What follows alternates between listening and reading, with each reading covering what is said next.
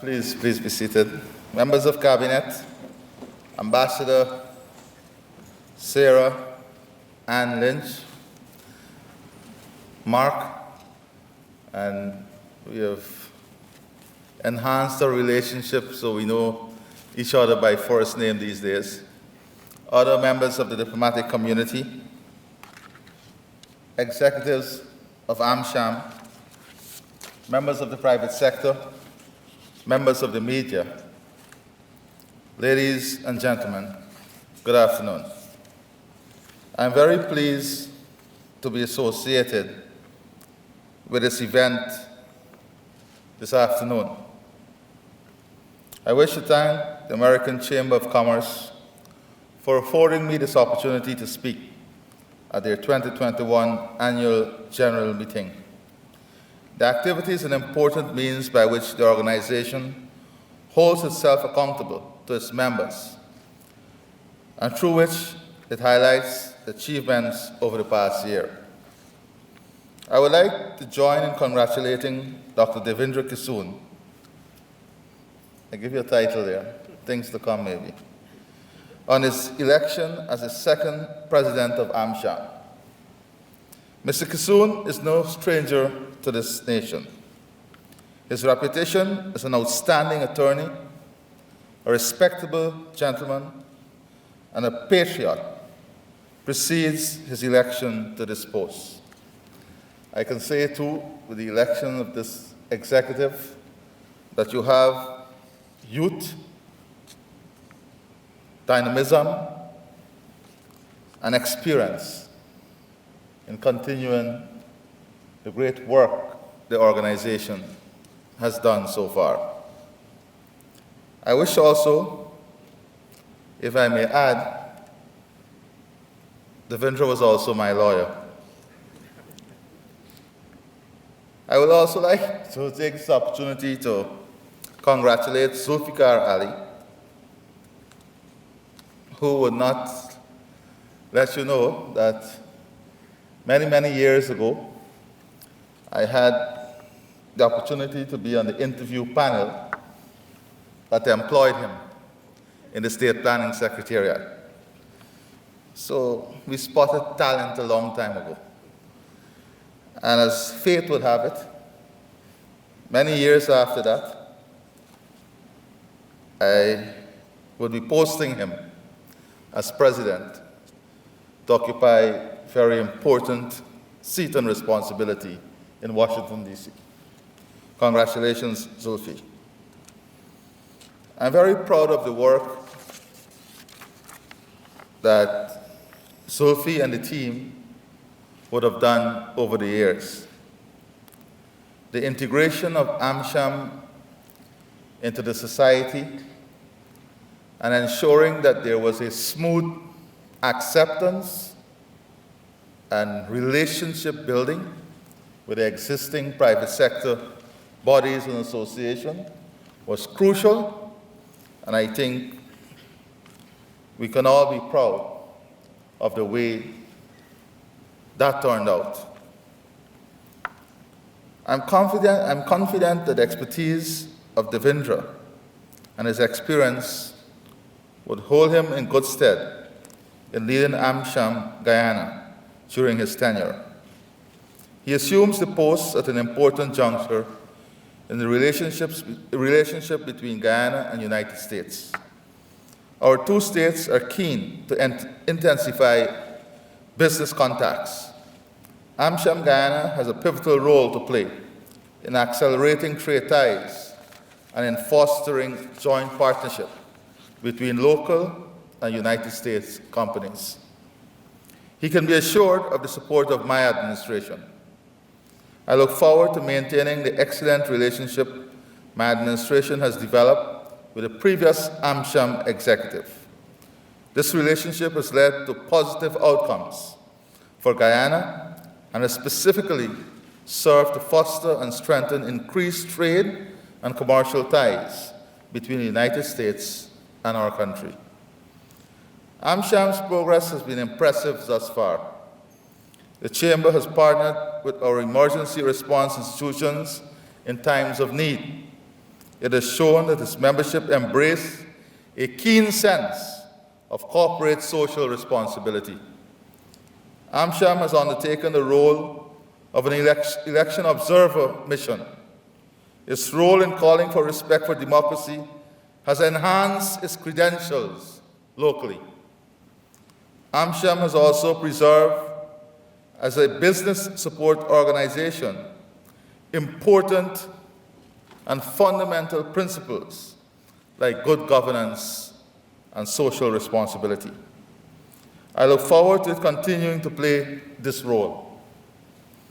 Most importantly, AmCham has been a driving force in attracting foreign direct investment into Guyana by providing a gateway for American companies to do business here.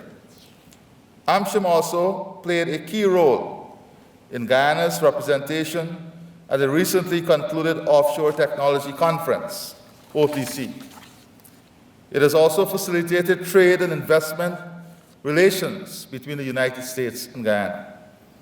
As Guyana moves forward into a booming oil and gas economy, and as my administration prioritizes diversification to avoid the natural resource curse, we look to AmCham as a key player in attracting the necessary investments in the non-oil sectors. And I want to emphasize that. There are major opportunities in the non-oil sector, and AmCham must not see itself as a representative of the oil sector and businesses and companies only in the oil sector. Otherwise, you'll be failing in the many other opportunities that exist here in Guyana. I was pleased to learn at the recently concluded webinar and hosted by the U.S. Embassy and the U.S. Department of Commerce that focused on the importance and technicalities of joint ventures in Guyana. This is a key aspect of our development agenda. Guyana desperately needs the knowledge and technology from American companies to become internationally competitive. These joint ventures will also provide a great opportunity for U.S. firms to expand their production base and diversify their profit base, making the joint ventures a necessary and mutually beneficial arrangement for both nations and companies. As we move forward, my administration will work aggressively to address the challenges of doing business in Guyana.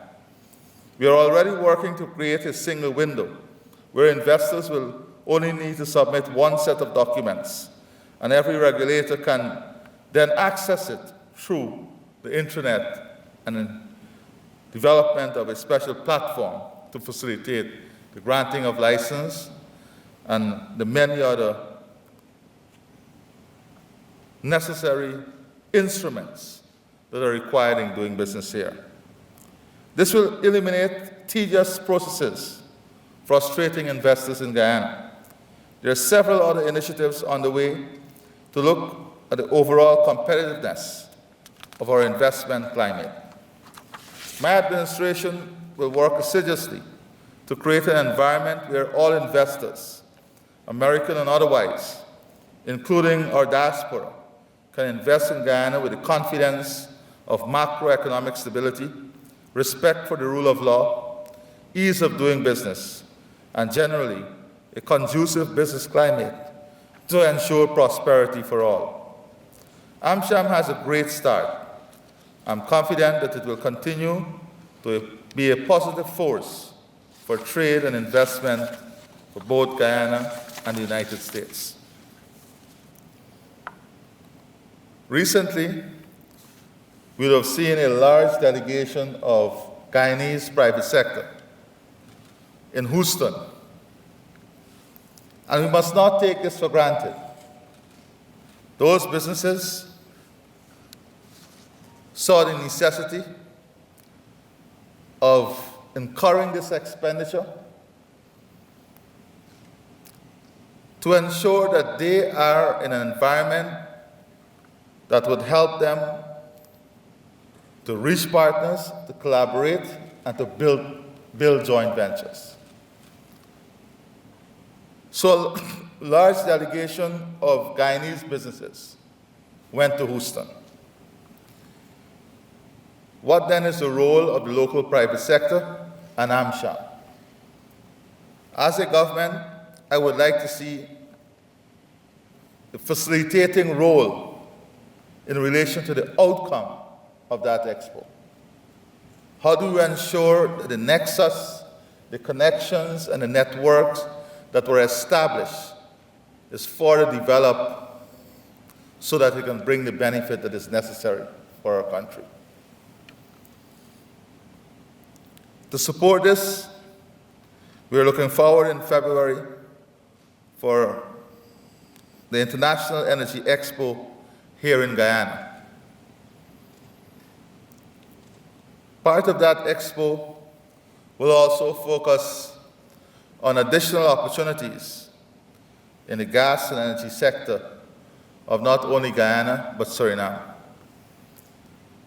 As you would have already read, the President of Suriname and I would have announced that we will be pursuing a joint gas strategy that would look at the development of both sides of the frontier. Not only gas, but all the natural resources that exist on both sides. We have commenced work on expanding the platform and initiative to include the President of Brazil, French Guiana, and France. It is important for us to have a holistic view of where the energy sector for Guyana and our neighbors will be going. What is the demand in northern Brazil? Where would that demand come from? And what opportunity that gives us? And in examining the opportunity, we will then have to work on building the necessary infrastructure that will enable us to make use of those opportunities. We understand, too, that we're living in a changing and dynamic environment. We have great credentials on the environment, and we are going to continue to ensure that we do everything to secure the credentials we have already been known for on the environment side. Climate change has severe consequences and is very costly, especially on developing countries like ours.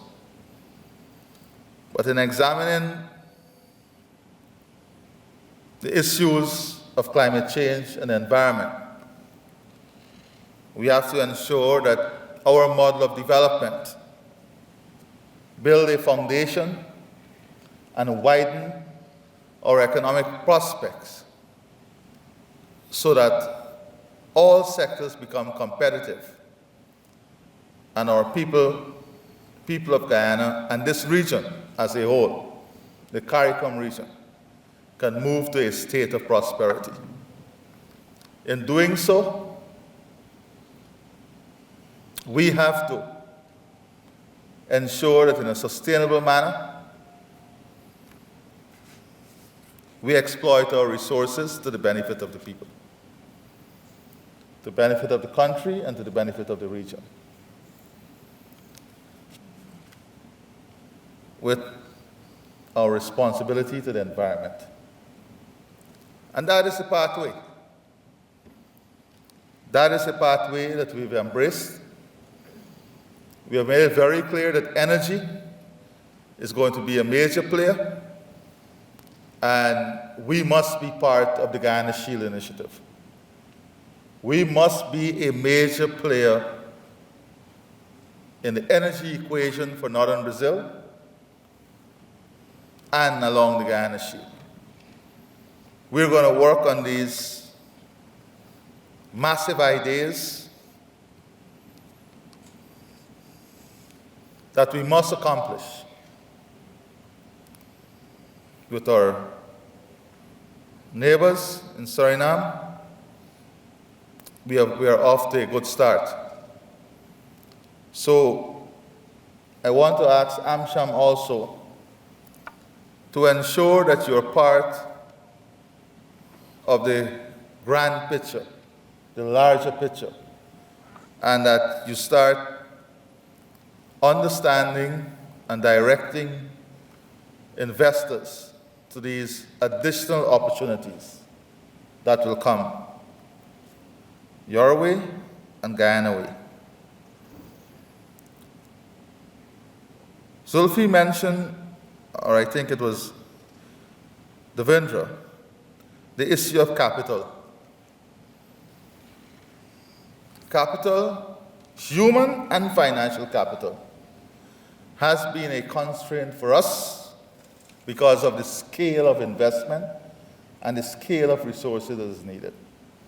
At the technical level, the level of technology, and at the level of raising the capital. We have to acknowledge that these are challenges. But not only acknowledging that these are challenges, but providing a platform and a pathway through which we'll address the challenges. And that is why I'm very proud of the many local companies who are already accessing private sector resources from international agency, the IDB. I'm very proud of the many local companies, not only in oil and gas, in healthcare, in agriculture, that are pursuing international financing and partnership with major players in the United States. And these are stories that are developing that I'm sure would bring immense joy to investors both in Guyana and the United States. But I think, notwithstanding the great work that the U.S. Embassy and Guyana has been doing in trying to open up doors for these opportunities, I think that there needs to be a greater push to breaking through the barriers in getting these resources. Frankly speaking, I think there needs to be some more aggression too, in terms of the financing and the flow and the time that it takes. And that aggression can come if we embrace a national strategy and then we develop a joint approach to component or aspects of that strategy that we think we can work together on. Ambassador mentioned, for example, infrastructure. Infrastructure is very important for our competitiveness, to open up new opportunities. But you can have a situation where this side of the room pushes aggressively, saying we are offering you the infrastructure at 2%. And this side can offer you at 1.5% even, or 2%, but not as aggressive. You see, I believe that when a government announces a strategy or a pathway, that announcement must not be taken lightly. So if, for example, the government say, we want to modernize the healthcare system, or we want to have a specialty hospital, there is nothing that stops any company or anyone to say that we want to be part of this, and this is what we can offer you. Because in the initial period, we know that financing is an issue, whether it's at the private level or the public level. The transformative project that has to be done, that must be done, requires financing too. And it is a conversation, Ambassador, that we have to have not only with the United States, but all the development partners, on how, because as politicians, you are faced also with questions, especially when you live in an environment in which every day people say, this is the fastest growing economy. Every day people say, you're going to be the third largest oil producing country, and the people wake up to that news every morning. And then they say, we are not seeing the benefits. We are not getting the benefits. When are we going to get the benefits? So we too are faced with pressures from the wider population. And we have to deliver based on those pressures. And you can help us deliver. And that is, I think, an important role that Devendra and his team now must take up. You must have that engagement on the development trajectory. You must have that engagement at the national level, because if you can fulfill a national need in partnership between the US and Guyanese investors, then you'll be building an excellent platform for public-private partnership that involves three-party. So that is a challenge, I think, that the new executive must embrace. Understanding that we are operating in an environment that is time-bound, and it's no secret that you go to the election with a plan, a program, people elect you based on that plan and program, and they expect you to fulfill that plan and program. And you have a moral responsibility to fulfill that plan and program. You might say, how is that important to AmCham? That is most important to AmCham, because you have a responsibility, and you have seen, we have moved away, we have opened up this country to move in a direction of more public-private partnership. That is the direction we're going. So you have to be integrated in creating and being part of this opportunity. It's not only about business-to-business connection. And I hope that we can continue. We had started, Zulfi. I hope we can continue on this larger development agenda.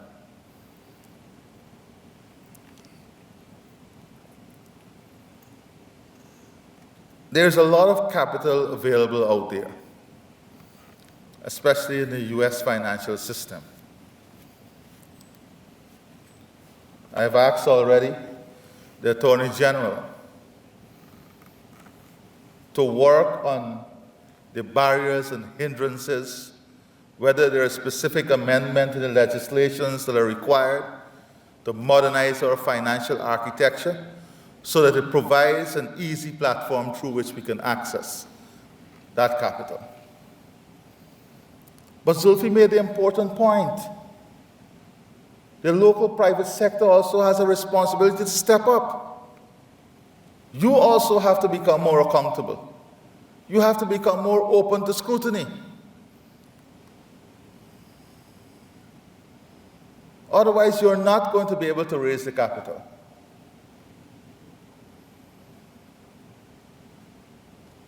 You have to, in plain terms, work by the book.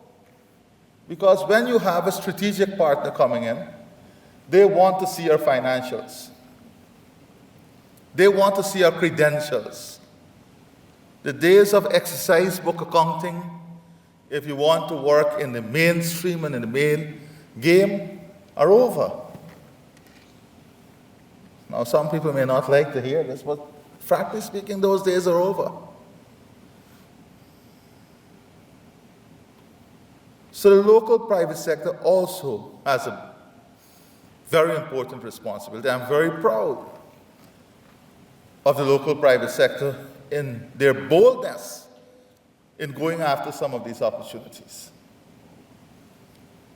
I've seen already that there is a change in their approach to doing business.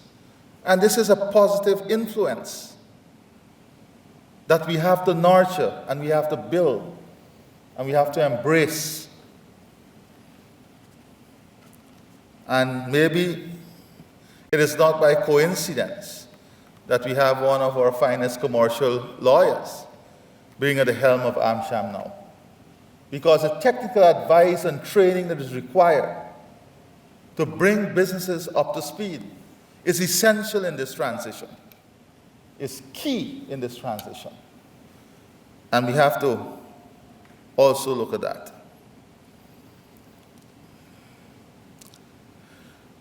The removal of barriers to trade. I look forward to AmCham championing the cause of Guyana too. Whilst I've seen great aggression in you championing the cause of American businesses here, which we appreciate, we need the same aggression in championing our cause. You should be in the forefront of ensuring our catfish, our gillback, get back on the American market. You should be in the forefront of the struggle to ensure that we have one agro, at least, Dave, in your first year, one, and the executive, one FDA certified agro-processing facility.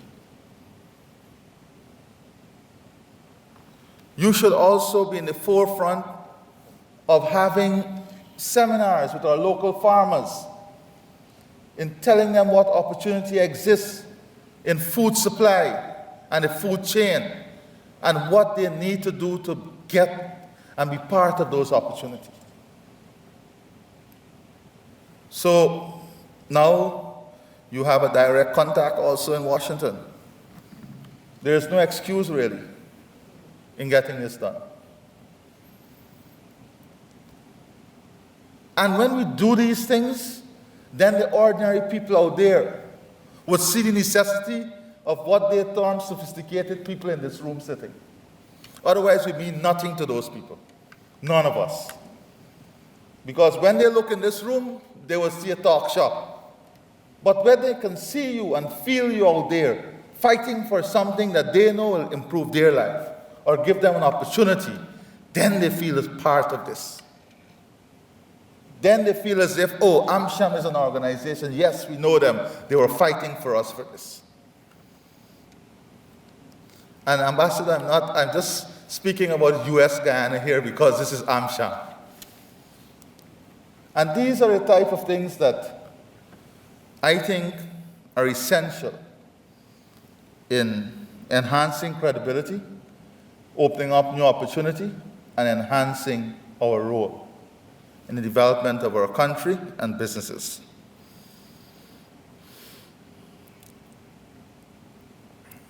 There's a big debate now, for example, that AmCham must be aware of, that CARICOM finds itself in the middle of, and that is the universal corporate tax rate. You're aware of this? The universal corporate tax rate is something that I'm sure AmCham would have to think about also. Because the region, CARICOM as a whole, would have consultation on this. So we have been able to forge a dynamic relationship with the US, and we must make use of this opportunity. It's not only an opportunity in Guyana and what is happening here. We have had a tremendous effort from the US Embassy here to reach out, to partner, to be a part of this transformation, to support, and we must make use of this opportunity also. We must ensure that it becomes institutional, that regardless of who comes or goes, that we have an institutional arrangement that will support this development. Very important. In Exxon world, they want predictability. For policymakers also, one of the most important things is predictability. And that is important. Now, AmCham. Very soon the government will be engaging you as an organization to determine the human resource requirement of all your contractors, subcontractors, investors in Guyana. What their medium and long-term plan is in Guyana, and what type of human resource they need. If they need 600 welders by 2024, if they need 600 mechanical operator by 2025, we want to know how much they will need. Because I'm committing to you today that the government of Guyana will provide the resources to train those persons to meet the requirement of what they need, so that we'll create the employment and the opportunities for the Guyanese.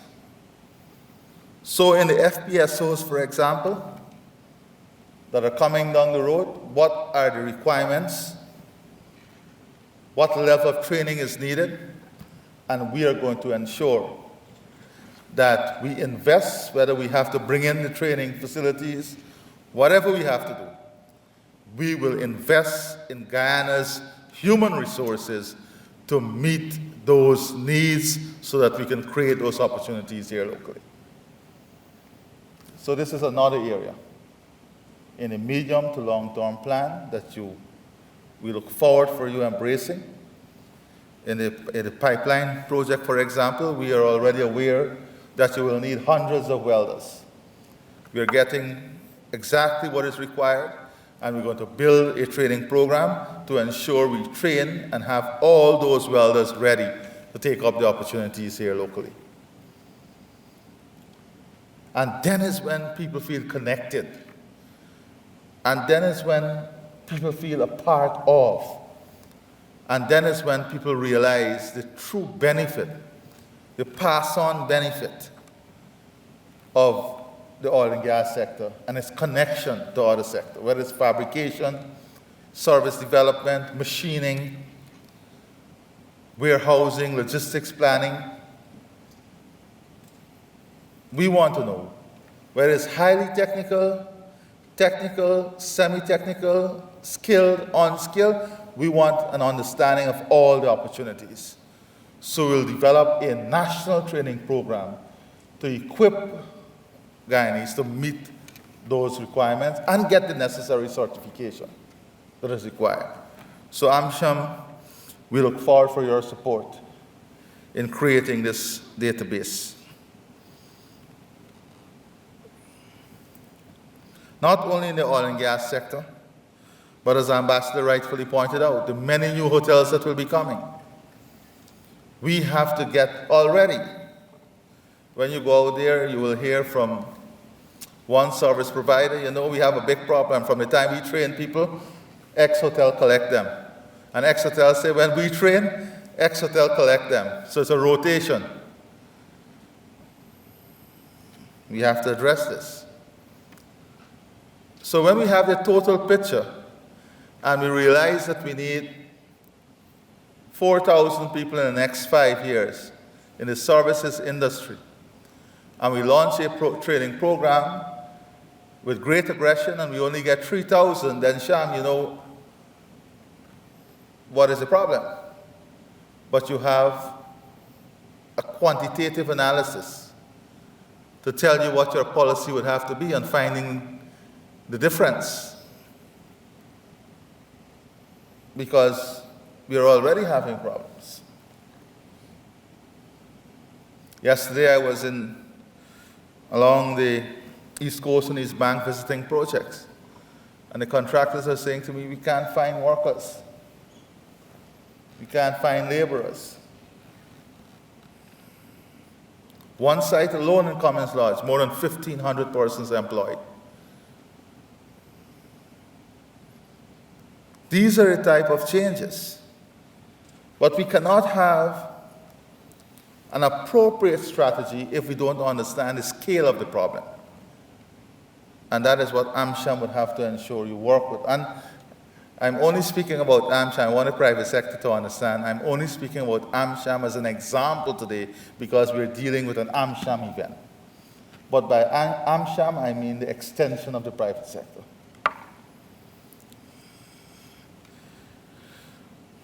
I think, Ambassador, that a relationship that is built on solid foundation is one that will support and withstand any level of scrutiny and any storm. And I'm proud to say that we support this relationship between the U.S. Embassy, AmCham, and Guyana, and we cannot divorce the U.S. Embassy from AmCham. And I must say that relationship that we support is one that is built on a foundation of democracy, partnership in the areas of security, good governance, enhanced governance, technology, and importantly, Ambassador, international relations.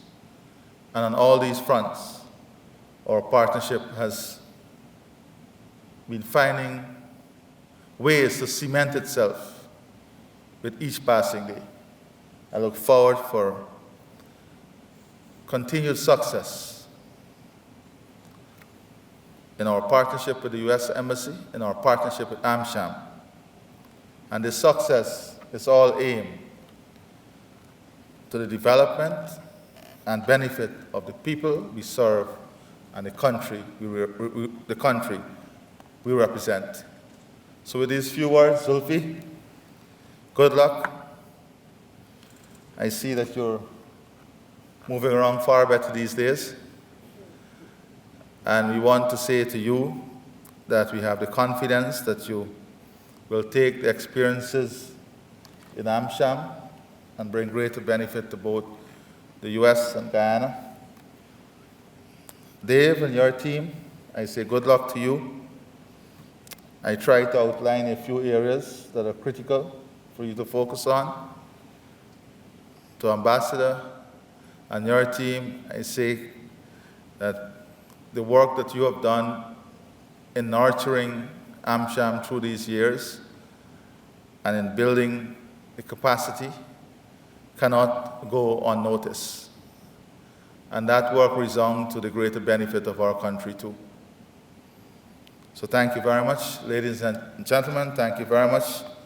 Please continue to stay safe. And as far as possible, help us to share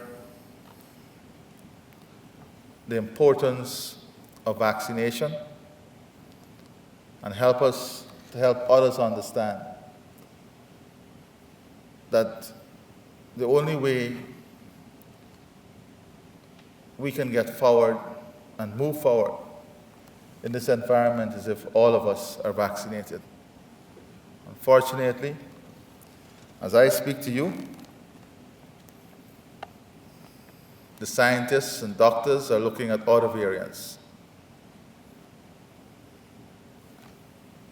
We must play our part. It is our spiritual duty, in my humble assessment. It is our moral duty, and it is our national duty to keep each other safe. God bless you all. Thank you.